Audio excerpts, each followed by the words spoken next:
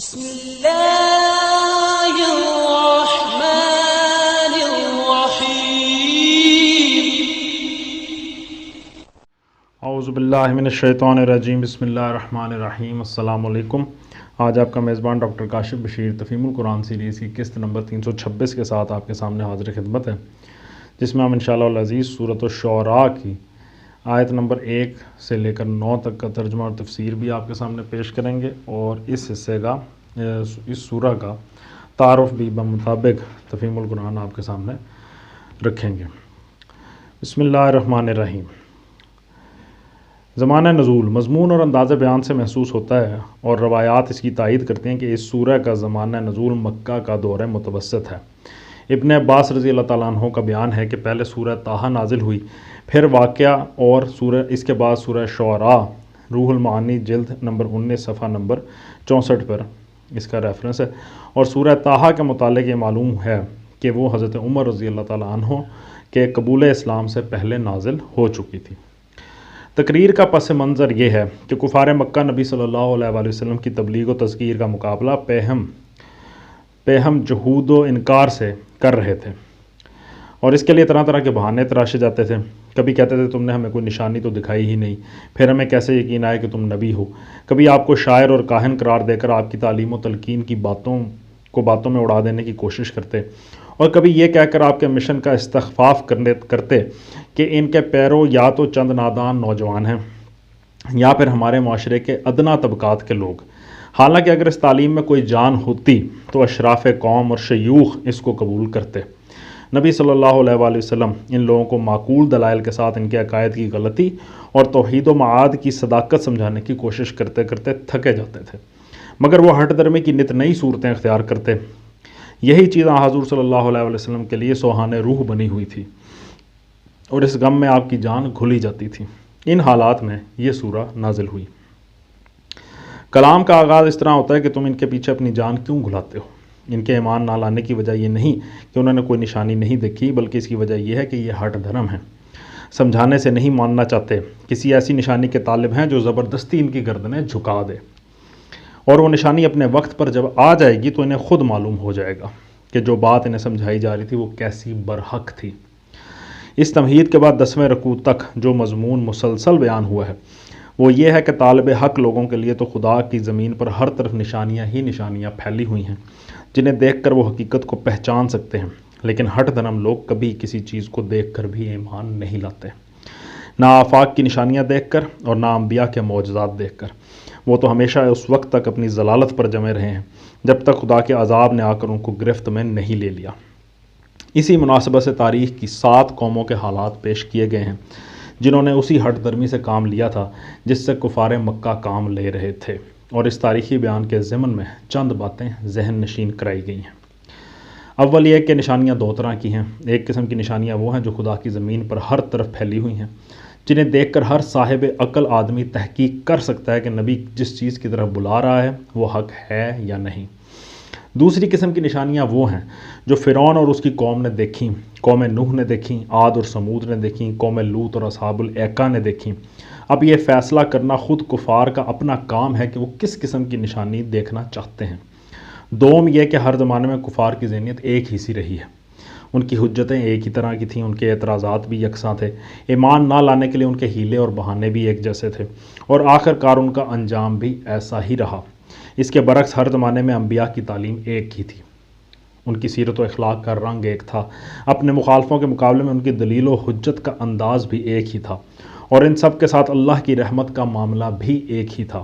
یہ دونوں نمونے تاریخ میں موجود ہیں، کفار خود دیکھ سکتے ہیں کہ ان کی اپنی تصویر کس نمونے سے ملتی ہے، اور محمد صلی اللہ علیہ وآلہ وسلم کی ذات میں کس نمونے کی علامات پائی جاتی ہیں۔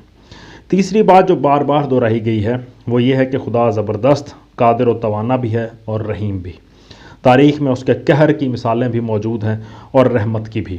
اب یہ بات لوگوں کو خود ہی طے کرنی چاہیے کہ وہ اپنے آپ کو اس کے رحم کا مستحق بناتے ہیں یا قہر کا۔ آخری رکوع میں اس بحث کو سمیٹتے ہوئے کہا گیا ہے کہ تم لوگ اگر نشانیاں ہی دیکھنا چاہتے ہو تو آخر وہ خوفناک نشانیاں دیکھنے پر کیوں اصرار کرتے ہو جو تباہ شدہ قوموں نے دیکھی ہیں؟ اس قرآن کو دیکھو جو تمہاری اپنی زبان میں ہے، محمد صلی اللہ علیہ وآلہ وسلم کو دیکھو، ان کے ساتھیوں کو دیکھو، کیا یہ کلام کسی شیطان یا جن کا کلام ہو سکتا ہے؟ کیا اس کلام کا پیش کرنے والا تمہیں کاہن نظر آتا ہے؟ کیا محمد اور ان کے اصحاب تمہیں ویسے ہی نظر آتے ہیں جیسے شاعر اور ان کے ہم مشرب ہوا کرتے ہیں؟ زدم زدہ کی بات دوسری ہے، مگر اپنے دلوں کو ٹٹول کر دیکھو کہ وہ کیا شہادت دیتے ہیں۔ اگر دلوں میں تم خود جانتے ہو کہ کہانت اور شاعری سے اس کا کوئی دور کا واسطہ بھی نہیں ہے، تو پھر یہ بھی جان لو کہ تم ظلم کر رہے ہو اور ظالموں کا سا انجام دیکھ کر رہو گے۔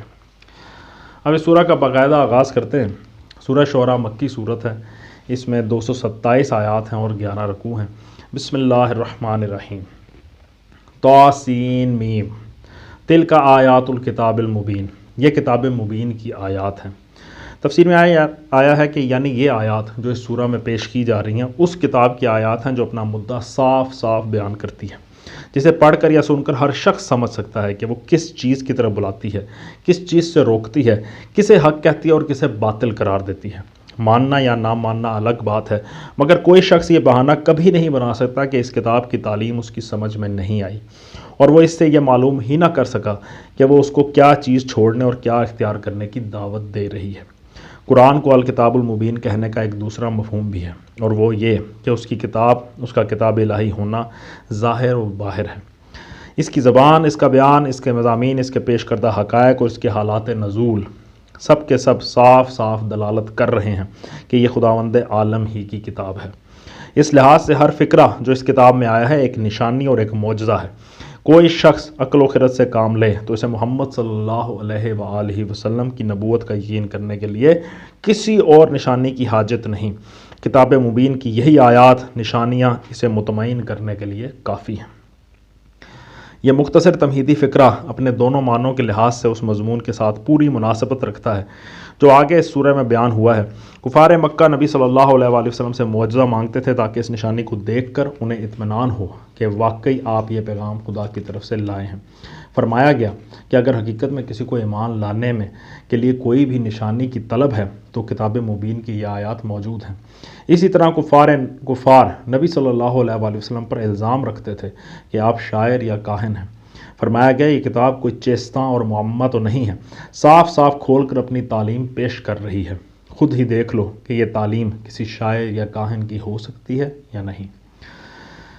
لعلک باخع نفسک الا یکونوا مؤمنین، ترجمہ اے محمد صلی اللہ علیہ وآلہ وسلم، شاید تم اس غم میں اپنی جان کھو دو گے کہ یہ لوگ ایمان نہیں لاتے۔ تفسیر میں آتا ہے نبی صلی اللہ علیہ وآلہ وسلم کی اس حالت کا ذکر قرآن مجید میں مختلف مقامات پر کیا گیا ہے۔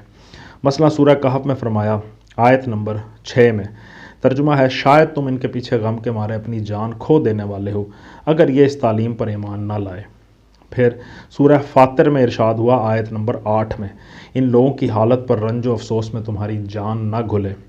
اس سے اندازہ ہوتا ہے کہ اس دور میں اپنی قوم کی گمراہی و ضلالت، اس کی اخلاقی پستی، اس کی ہٹ دھرمی اور اصلاح کی ہر کوشش کے مقابلے میں اس کی مزاحمت کا رنگ دیکھ دیکھ کر نبی صلی اللہ علیہ وآلہ وسلم برسوں اپنے شب و روز کس دل گداز و جاں غسل کیفیت میں گزار رہے تھے۔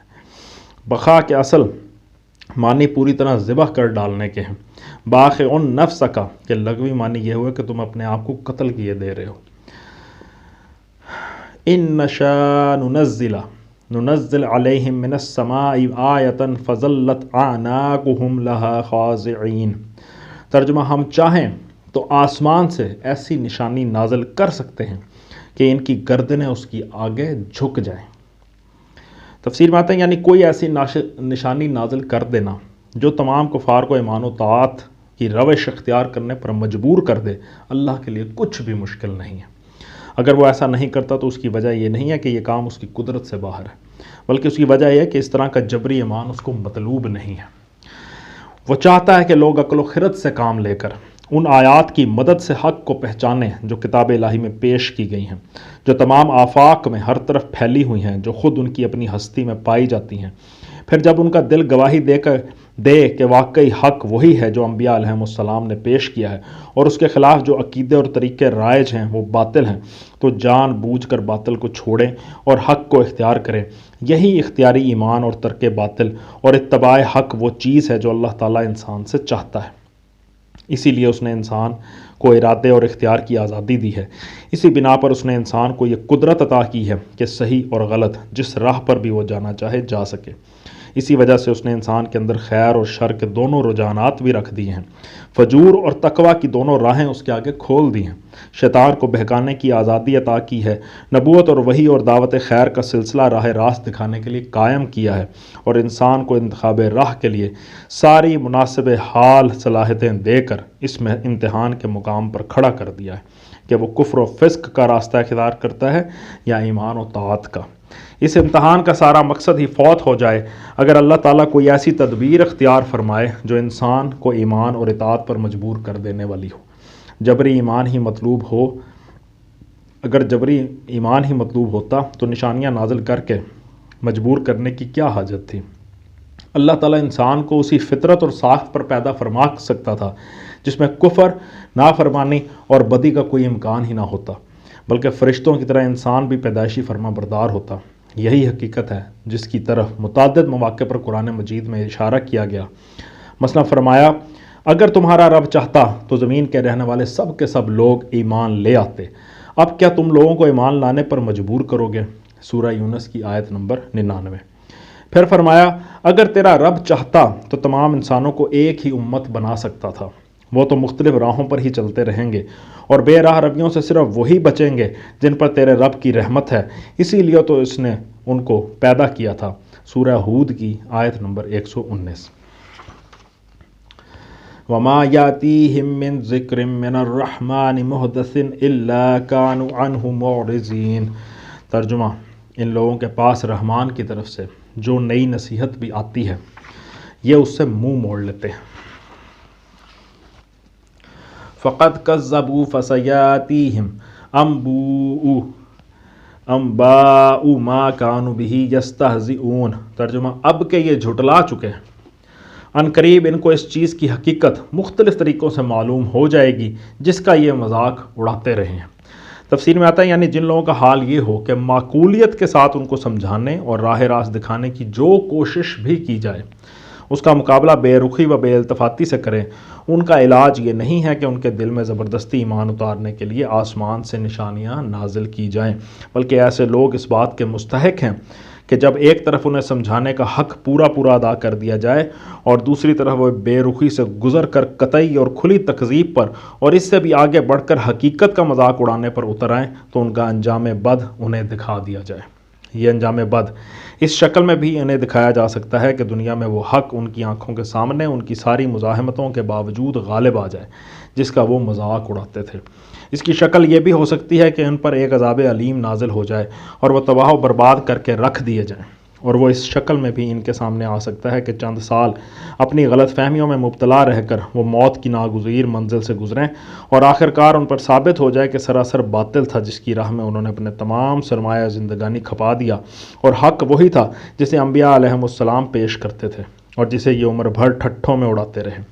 اس انجام بد کے سامنے آنے کی چونکہ بہت سی شکلیں ہیں اور مختلف لوگوں کے سامنے وہ مختلف صورتوں سے آ سکتا ہے اور آتا رہا ہے، اسی لیے آیت میں نبا کے بجائے انباء بصیغہ جمع فرمایا گیا، یعنی جس چیز کا یہ مذاق اڑا رہے ہیں اس کی حقیقت آخرکار بہت سی مختلف شکلوں میں انہیں معلوم ہو جائے گی۔ اولم یروا الی الارض کم انبتنا فیہا من کل زوج کریم۔ ترجمہ، اور کیا انہوں نے کبھی زمین پر نگاہ نہیں ڈالی کہ ہم نے کتنی کثیر مقدار میں ہر طرح کی عمدہ نباتات اس میں پیدا کی ہیں۔ ان فی ذالک لآیہ وما کان اکثرہم مؤمنین۔ ترجمہ، یقیناً اس میں ایک نشانی ہے مگر ان میں سے اکثر ماننے والے نہیں۔ تفسیر میں آتا ہے یعنی جستجو سے حق کے لیے کسی کو نشانی کی ضرورت ہو تو کہیں دور جانے کی ضرورت ہی نہیں، آنکھیں کھول کر ذرا اس زمین میں ہی دیکھ لے، اسے معلوم ہو جائے گا کہ نظام کائنات کی جو حقیقت توحید الہ انبیاء علیہم السلام پیش کرتے ہیں وہ صحیح ہے یا وہ نظریات صحیح ہیں جو مشرکین و منکرین خدا بیان کرتے ہیں۔ زمین سے اگنے والی بے شمار انواع و اقسام کی چیزیں جس کثرت سے اگ رہی ہیں، جن مادوں اور قوتوں کی بدولت اگ رہی ہیں، جن قوانین کے تحت اگ رہی ہیں، پھر ان کے خواص اور صفات میں اور بے شمار مخلوقات کی ان گنت ضرورتوں میں جو صریح مناسبت پائی جاتی ہے، ان ساری چیزوں کو دیکھ کر صرف ایک احمق ہی اس نتیجے پر پہنچ سکتا ہے کہ یہ سب کچھ کسی حکیم کی حکمت، کسی علیم کے علم، کسی قادر توانا کی قدرت اور کسی خالق کے منصوبہ تخلیق کے بغیر بس یوں ہی آپ سے آپ ہو رہا ہے۔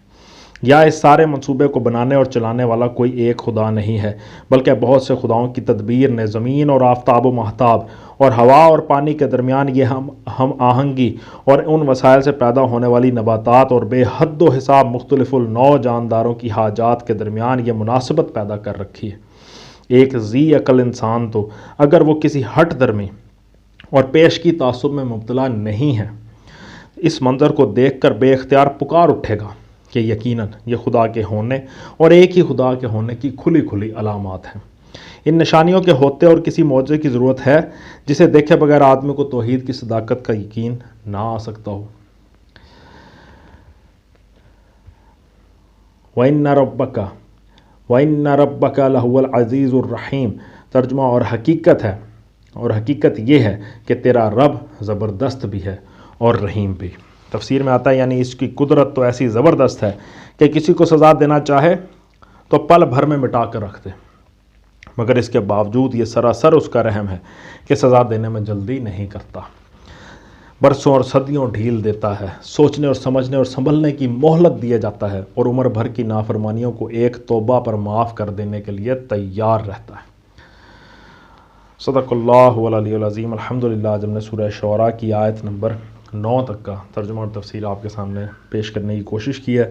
اللہ تعالیٰ کا لاکھ لاکھ شکر ہے، اس نے جتنی بھی نعمتیں بنی نوع انسان کے لیے پیدا فرمائیں، جتنی بھی نعمتیں قیامت تک پیدا فرماتے رہیں گے، اللہ تعالیٰ کا لاکھ لاکھ شکر ہے۔ وہ عظیم ہے، کریم ہے، رحیم ہے، اس کے رحم کی کوئی وسعت نہیں، کوئی حد نہیں ہے۔ اللہ تعالیٰ سے دعا ہے کہ اپنی رحمت کا سایہ، اپنے کرم کا سایہ ہم پہ قائم و دائم رکھے اور ہماری ناشکریوں سے درگزر فرمائے۔ اسی دعا کے ساتھ آپ سے اجازت چاہیں گے، اپنا بہت خیال رکھیں۔ آپ لوگوں کا بہت بہت شکریہ۔ اللہ حافظ۔